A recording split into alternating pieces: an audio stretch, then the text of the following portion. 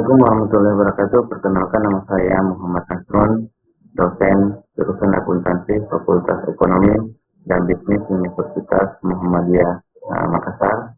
Saya diamanahkan untuk mengampu mata kuliah akuntansi sosial dan lingkungan untuk di semester kali ini. Untuk pertemuan pertama, tentu kita akan membahas terkait dengan RPP mata kuliah untuk akuntansi lingkungan yang tentu membahas bagaimana urutan-urutan yang akan menjadi bahan pembelajaran mulai dari pembahasan awal sampai dengan bentuk implementatif dari akuntansi lingkungan.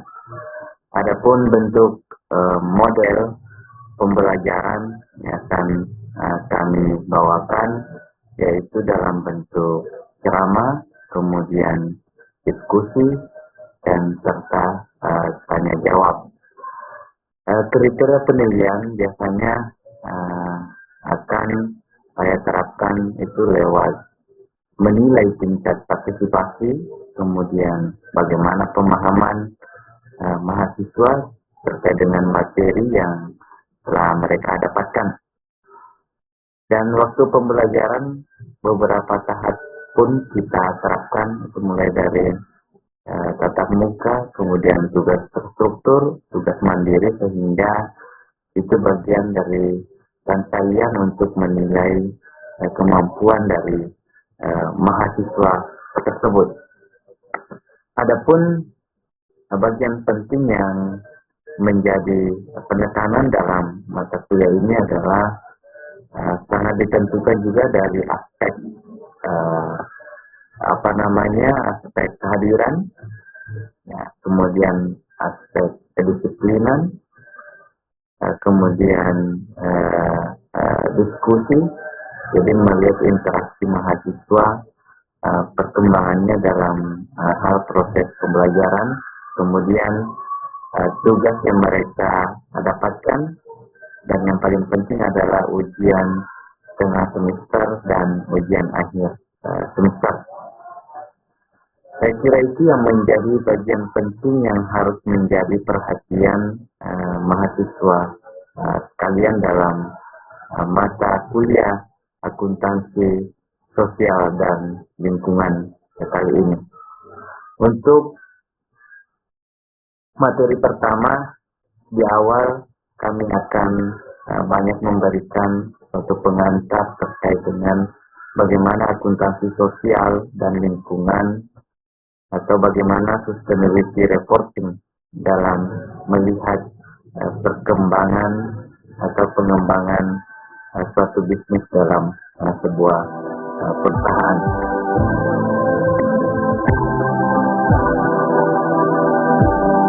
Pada umumnya yang menjadi tujuan dari pembahasan ini adalah bagaimana pintas untuk melihat bagaimana sustainability reporting atau sustainability management, ya. Tentu juga melihat bagaimana praktiknya di Indonesia, dan tentu juga yang sangat penting kita ketahui adalah bagaimana praktiknya di sebuah korporasi maupun misalnya di skala grup saat ini.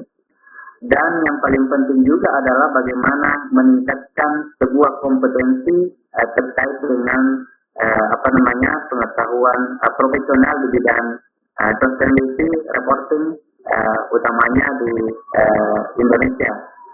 Nah, kalau berbicara terkait sustainability reporting ini sebenarnya isunya sudah lama, cuma baru saat ini berkembang, ya, baik di dunia maupun di Indonesia pada khususnya, karena terkait dengan peraturan OJK yang mensyaratkan bahwa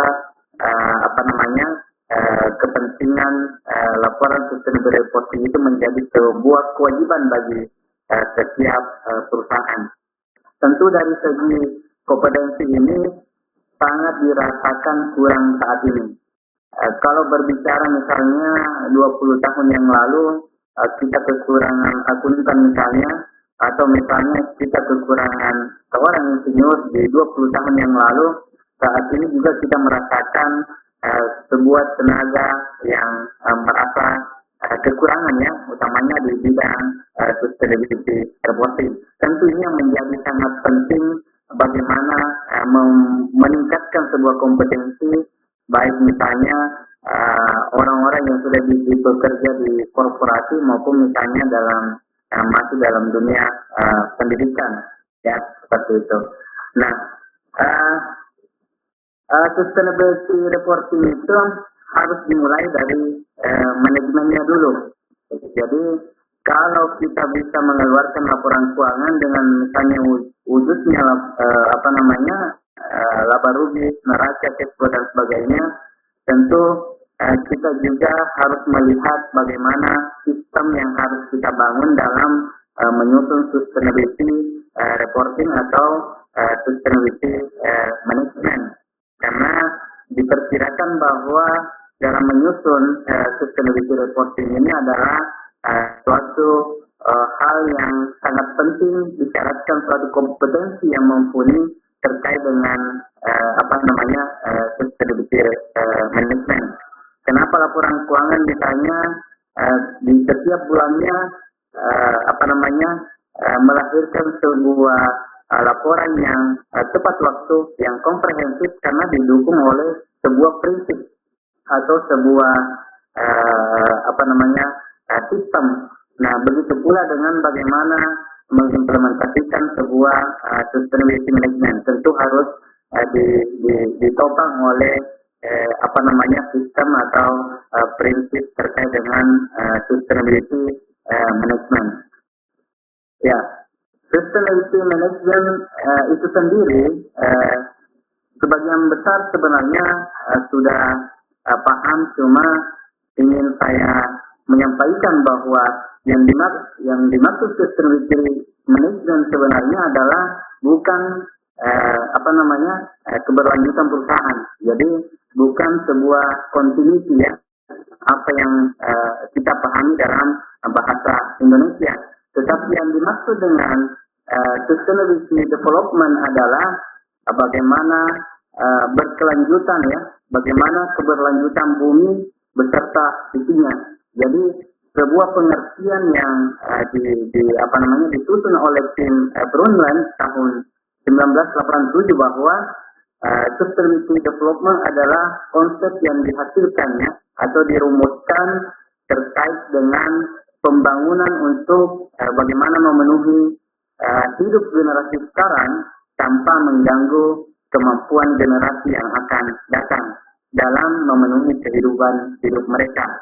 Jadi memang secara pengertian terselubung bahwa kita harus menjaga sebuah lingkungan.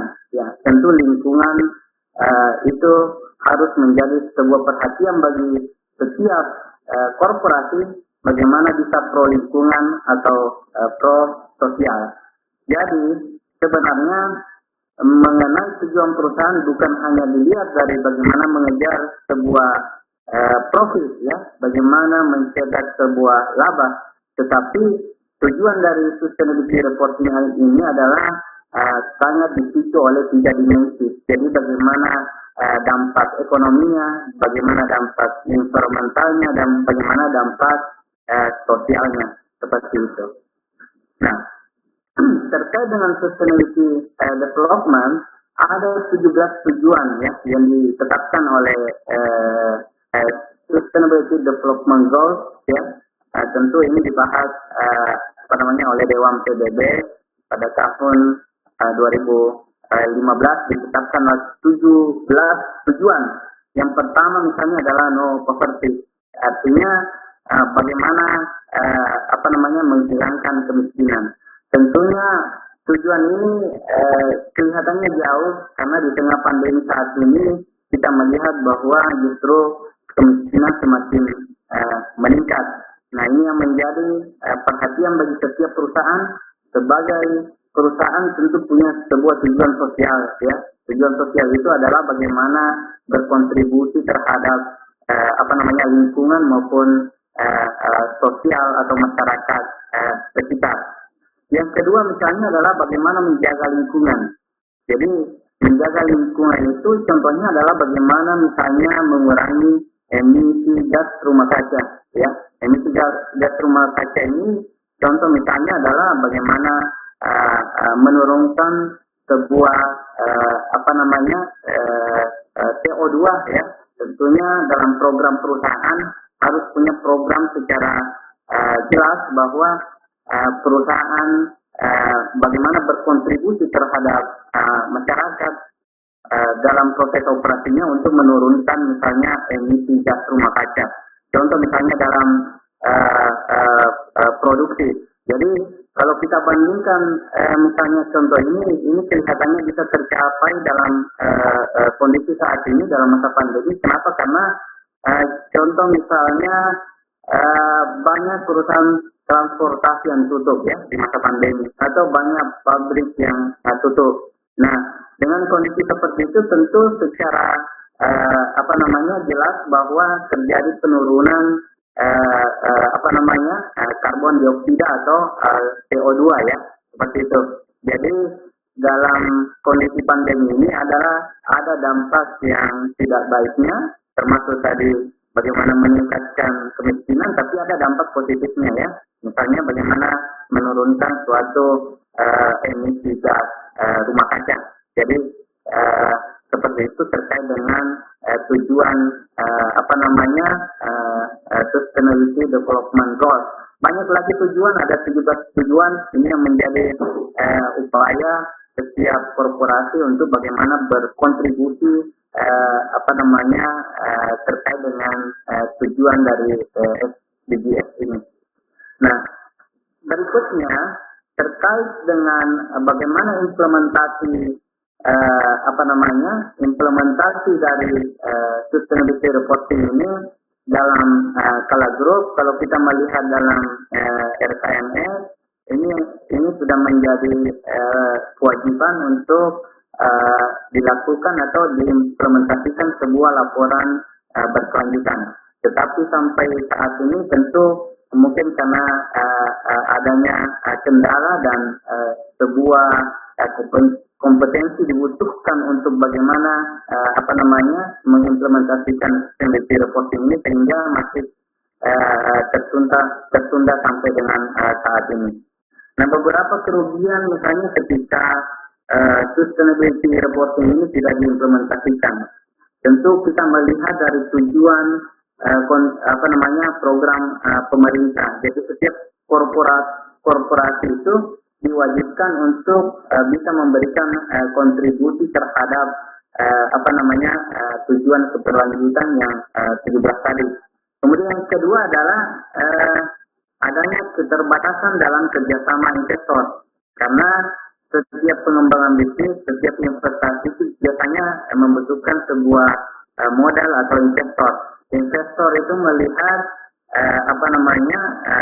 tujuan mereka menginvestasikan dananya harus melihat apakah entity atau korporasi tersebut sejalan dengan sustainability development. Nah, itu juga menjadi hal penting yang tentu harus dipahami oleh sebuah korporasi. Yang tak kalah penting adalah efisiensi dalam pemberlakuan pajak karbon. Jadi di tahun 2022 itu sudah ditetapkan oleh pemerintah pemberlakuan adanya pajak karbon atau CO2. Tentu ini yang menjadi tanda tanya ketika misalnya sebuah perusahaan belum menerapkan sustainability reporting. Kenapa? Karena sangat jelas secara tujuan bahwa bagaimana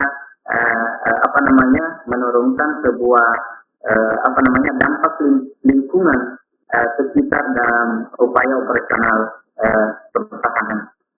Nah, kembali kepada sustainability tadi, tentu kita melihat bahwa sustainability management ini adalah kita mengenal ada 3 dimensi. Jadi ada dimensi ekonomi, kemudian ada dimensi environment, dan yang ketiga adalah dimensi sosial.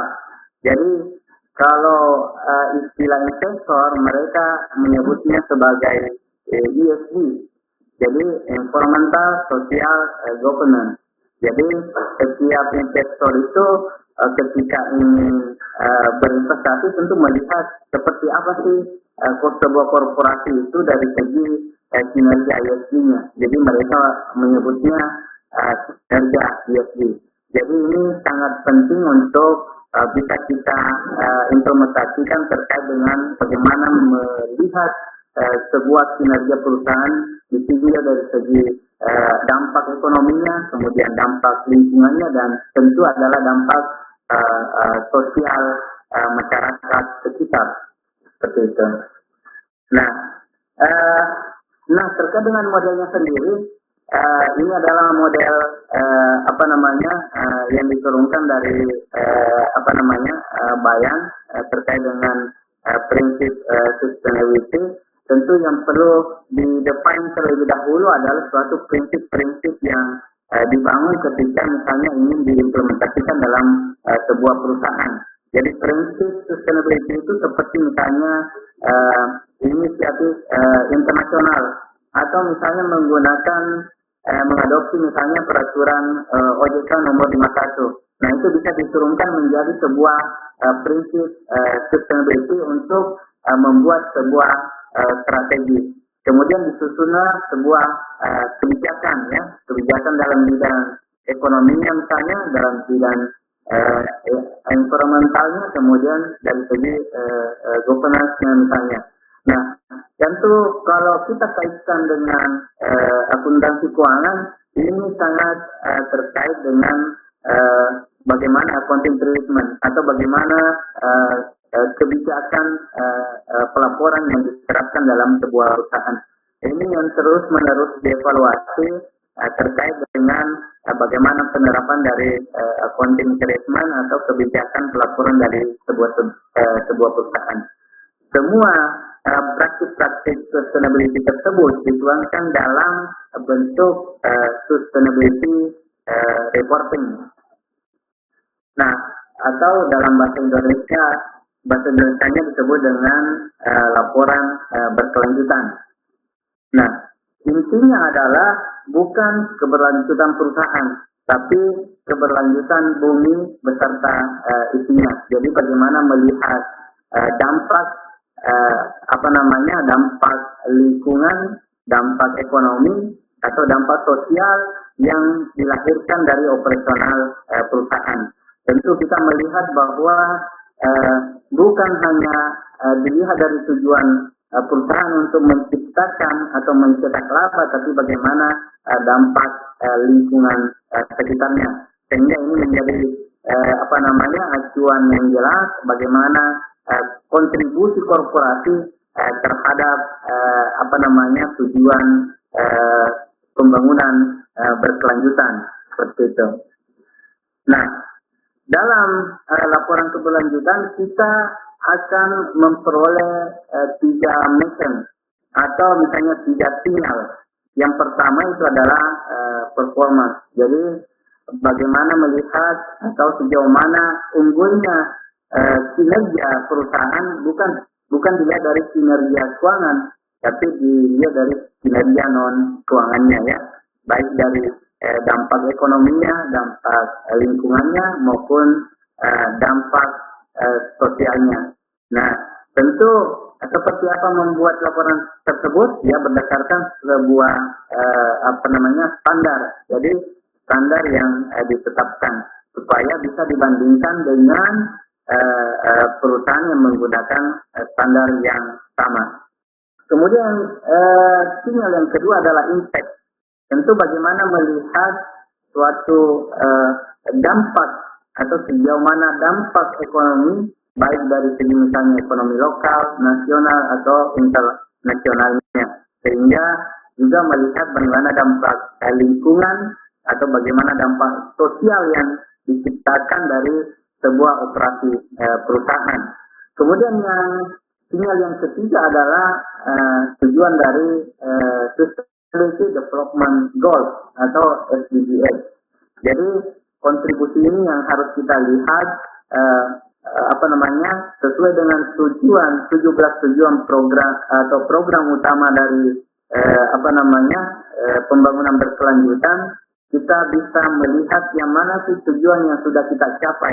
Jadi perusahaan bisa mengidentifikasi yang mana sih dari 17 tujuan tersebut yang sudah dicapai. Kenapa hal itu penting? Karena itu adalah bagian dari upaya mendukung program pemerintah. Nah, berikutnya untuk menyusun laporan sustainability report, tentu poin-poin yang harus ada dalam sustainability report itu yang pertama adalah ekonomi. Jadi ekonomi itu bisa kita lihat adalah bagaimana kinerja ekonominya atau ekonomi performance-nya seperti apa. Kemudian job creation. Jadi job creation itu bagaimana menciptakan sebuah lapangan kerja. Jadi perusahaan itu bukan hanya mengejar profit atau tujuannya hanya mencetak laba, tapi bagaimana menciptakan sebuah lapangan kerja atau bagaimana berinvestasi, bagaimana mengembangkan usahanya untuk tujuan mengurangi sebuah pengangguran. Kemudian berikutnya misalnya pengembangan lokal community, jadi komunitas masyarakat yang tentu perusahaan harus punya program bagaimana meningkatkan keterampilan di masyarakat sekitar. Tentu dengan tujuan itu adalah bagaimana meningkatkan kompetensi mereka, kemudian bagaimana meningkatkan daya beli mereka. Sehingga dengan meningkatkan daya beli mereka tentu dampaknya terhadap perusahaan tentu secara siklus bisa kita lihat untuk meningkatkan sebuah revenue perusahaan. Di satu sisi juga bisa berdampak terhadap peningkatan ekonomi lokal atau ekonomi sekitar. Itu adalah bagian-bagian upaya perusahaan yang bisa dilakukan untuk bisa meningkatkan lokal community.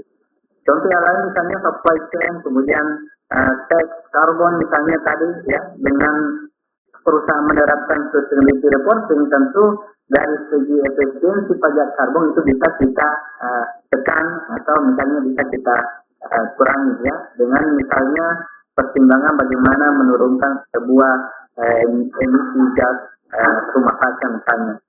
Kemudian di bidang environment, misalnya seberapa banyak penggunaan energi dari misalnya operasional perusahaan itu yang harus dilaporkan, karena kontribusinya adalah tentu berdampak terhadap lingkungan atau perubahan iklim. Kemudian berikutnya juga harus melapor berapa banyak air yang digunakan, mengambilnya dari mana misalnya, atau memprosesnya seperti apa, kemudian dibuangnya kemana. Dengan membuang air sembarangan, bekas air sembarangan, itu tentu masyarakat yang ada di hilirnya akan terkena dampaknya. Misalnya akan terkena penyakit. Nah itu yang menjadi hal penting yang harus dipikirkan atau program dari sebuah korporasi maupun perusahaan. Kemudian berikutnya misalnya emission, jadi emisi gas rumah kaca. Jadi kita sebenarnya secara tidak sadar maupun misalnya kebutuhan pribadi di rumah tentu mengeluarkan sebuah emisi gas rumah kaca, apalagi misalnya pabrik ya. Tentu dengan kondisi ini dapat merubah suatu iklim, tentu dampaknya terhadap lingkungan. Contoh misalnya terjadinya musim kekeringan, kemudian misalnya terjadinya kebanjiran, itu sebenarnya disebabkan dari kelalaian dari sebuah operasi perusahaan, karena tidak memikirkan suatu dampak lingkungan dengan lebih berkonsentrasi terhadap operasional atau profit dari sebuah perusahaan. Ya. Kemudian yang lain contoh misalnya dari dampak sosial. Dampak sosial ini bisa kita lihat adalah bagaimana human rights-nya ya, atau kesempatan untuk bekerja. Kemudian misalnya kelancaran keselamatan dan kerja ya, terkait dengan bagaimana safety dalam operasional perusahaan. Tentu juga yang paling penting adalah training atau edukasi yang terus-menerus harus dikembangkan dalam sebuah korporasi. Kemudian yang berikutnya adalah governance. Ini yang tak kalah penting adalah bagaimana komitmen BOD atau misalnya BOC ya, adalah bagaimana mereka berkomitmen untuk mengimplementasikan sebuah pembangunan berkelanjutan dengan menerapkan sustainability reporting. Nah, terkait dengan BOD-BOC ini yang menjadi catatan di sini adalah harus mendapatkan sebuah pengawasan dari komisaris maupun direksi. Jadi hal yang terbaru saat ini dalam sebuah korporasi, utamanya di perusahaan TBK, itu sudah diharuskan ada yang namanya direktur sustainability atau dalam bahasa kerennya Chief Sustainability Officer. Jadi kalau saat ini kita hanya mengenal misalnya ada direktur keuangan, ada direktur marketing, ada direktur operasi. Ketika misalnya sustainability reporting ini dijalankan, itu harus dilengkapi dengan direktur sustainability. Nah, harapannya adalah bagaimana mengembangkan juga kompetensi dari dewan direksi maupun komisaris terkait dengan pengetahuan sustainability reporting tersebut. Hal lain juga yang sangat penting adalah bagaimana memikirkan suatu resiko-resiko atas dampak lingkungan maupun dampak sosial. Jadi kalau selama ini kita hanya melihat di resiko operasional atau resiko keuangan, dalam penerapan sustainability report ini tentunya yang tak kalah penting adalah kita harus juga melihat bagaimana resiko dampak lingkungan maupun dampak sosialnya. Nah, kemudian terkait dengan responsibility-nya ini adalah yang paling penting adalah direksi harus bertanda tangan sebagai bukti bahwa bentuk pertanggungjawaban atau komitmen dari sebuah korporasi maupun perusahaan. Nah, berikutnya dalam sustainability reporting kita membagi dua era. Jadi ada era voluntary, kemudian ada era mandatory. Era voluntary ini adalah kita lihat dari tahun 2003 sampai dengan 2020. Artinya kita tidak mengharuskan sebuah perusahaan untuk mengimplementasikan laporan berkelanjutan. Nah, yang pertama kali membuat laporan berkelanjutan itu adalah PT Kaltim Primakol di 2023. Sampai dengan 2020 itu kurang lebih 100 perusahaan yang sudah menerapkan laporan berkelanjutan. Tentu ini yang menjadi voluntary yang tidak dipaksakan untuk menerapkan laporan berkelanjutan ini. Kita lihat ada beberapa dasar motivasi yang mendasari sehingga mereka akan menjadi voluntary dalam penerapan sustainability reporting. Yang pertama adalah dari segi penghargaan, tentu ada suatu penghargaan yang dibentuk untuk melihat siapa sih perusahaan yang menerapkan sustainability reporting.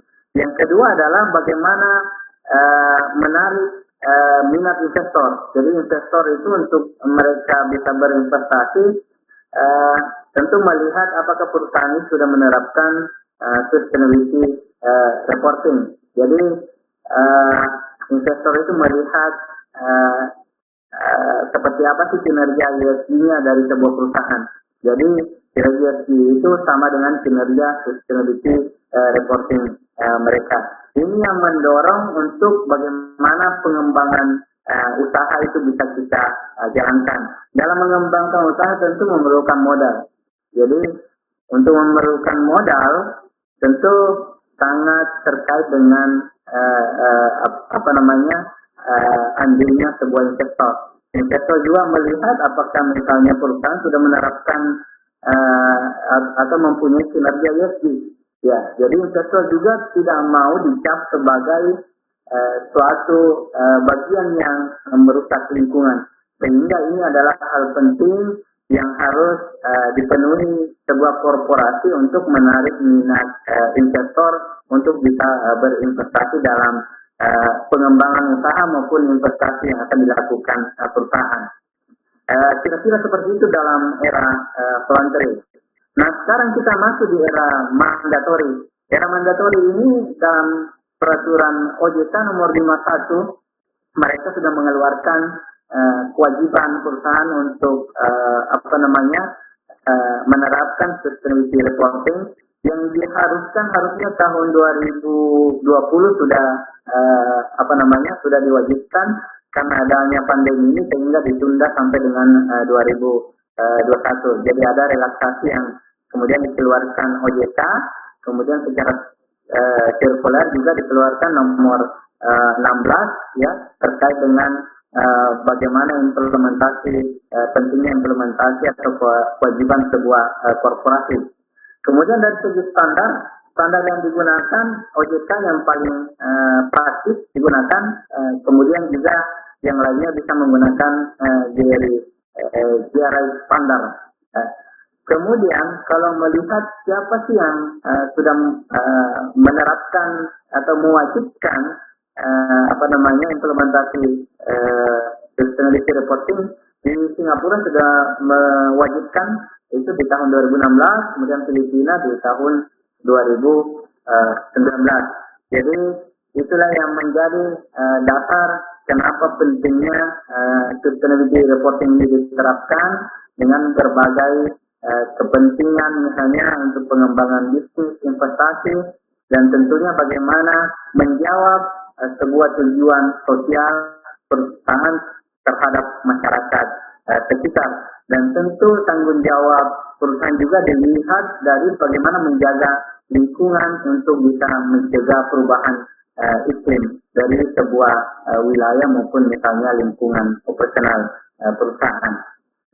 Nah, kebutuhan pasar tentu banyak sekali. Jadi terkait dengan misalnya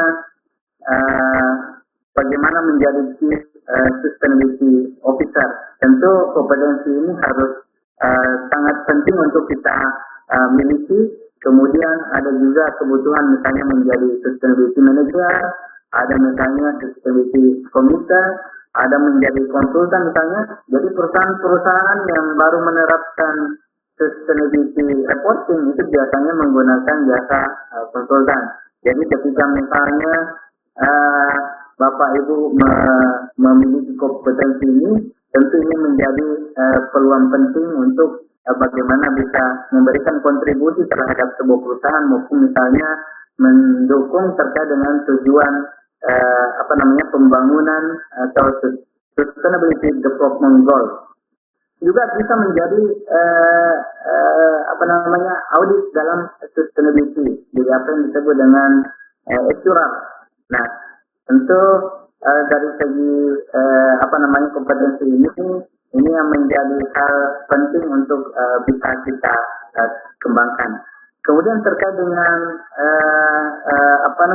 regulasi, ini sangat penting ditopang oleh regulasi terkait dengan sustainability ini. Seperti halnya dalam laporan keuangan, kalau tidak ada regulasi yang mengikat, semua bisa membuat laporan seadanya atau berbagai macam bentuk. Nah, dalam sustainability reporting ini juga diatur regulasi terkait dengan prinsip, standar bagaimana menyusun sustainability reporting.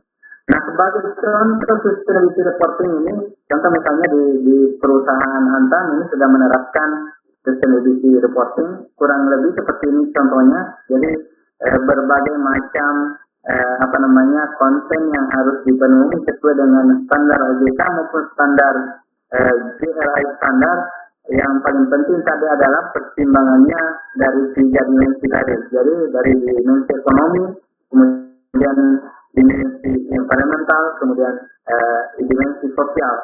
Nah, itu yang menjadi